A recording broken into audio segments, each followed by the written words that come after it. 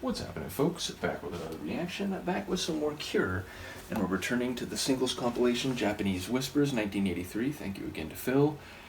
And we're up to The Upstairs Room, which sounds like a general description. It could just merely be locational, and perhaps by extension, distinguishing that upstairs room from other places in the same dwelling. Of course, it could refer to what happens there, either regularly or incidentally.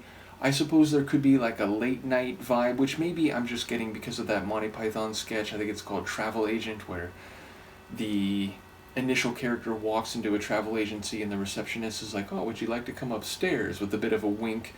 And he's like, "Wait, no, I've come to arrange a holiday. What's all this about coming upstairs?" And she's like, "Oh, no, never mind. Don't worry about it."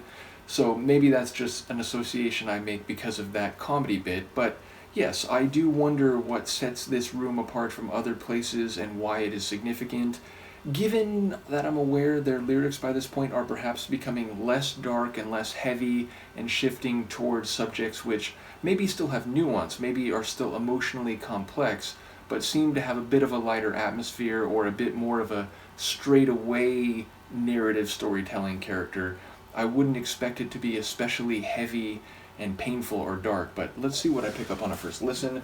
This is The Cure, the track is The Upstairs Room, and it's included on the 1983 compilation Japanese Whispers.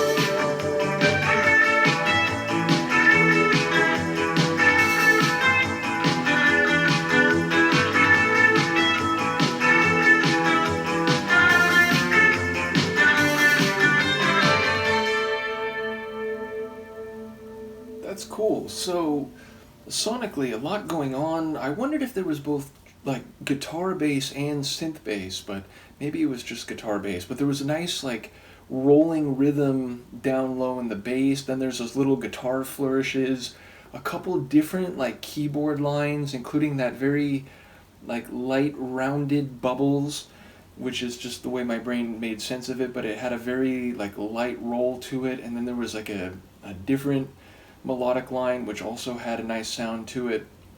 So I like the composition of the track, and again, there's still some features, which guitar and bass in particular, that seem very Cure as I've come to know them so far, but also, again, a lightness and a keyboard sound that is perhaps distinct from most of what we heard up until this point, so I can feel some of the sonic shifting, certainly, even if there's also continuity.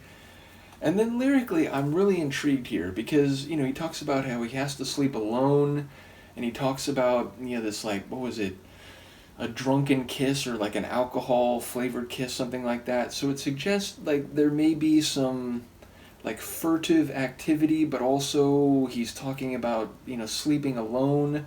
But then he's saying that I can't love anyone but you, and then something about like what his or maybe the other person's sister is saying, and that like there's some different layers to this that I'm not quite sure what's happening in that upstairs room.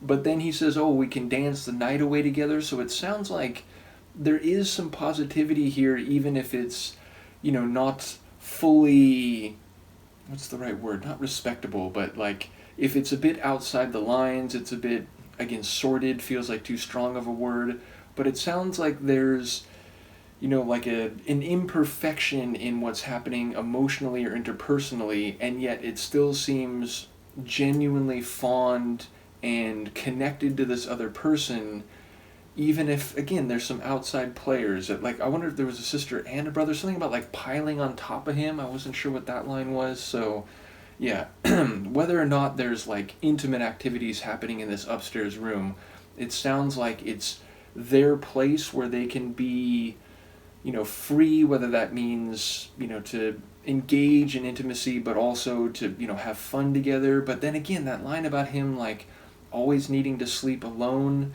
yeah, I don't know how it all stitches together, but it does feel like it's one of those emotionally complicated tracks that, even as there's been some evolution and shift as I've perceived it leading up to this and including this compilation, there's still that mainstay of, complicated emotional feelings that don't fit nicely and neatly into what's expected or what's traditional and so on.